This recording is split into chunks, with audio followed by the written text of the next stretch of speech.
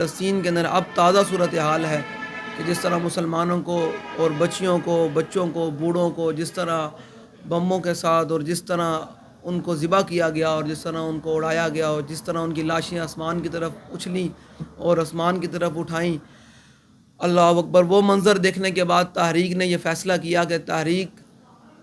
1 مئی کو فیض آباد کے مقام سے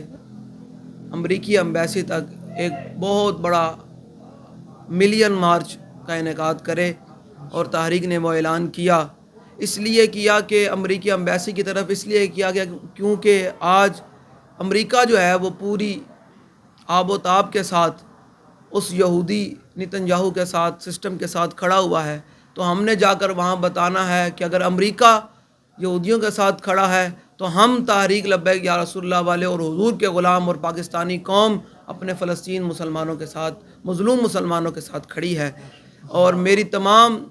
پتوں کی کے اور تمام جو جتنے بھی حبیب آباد کے اور جتنے بھی عالم اسلام پاکستان کے جتنے بھی عوام ہیں ان سے گزارش ہے کہ 1 مئی کو اپنے تمام مصروفیات کو ترک کر کے فیض آباد کے مقام پر پہنچیں اور وہاں سے امریکی ایمبیسی تک جو ہمارا مارچ ہوگا اس میں ہمارے ساتھ کھڑے ہوں، تاکہ پوری دنیا کو یہ پیغام جائے کہ مسلمان بھوک کیا کہتے ہیں وہ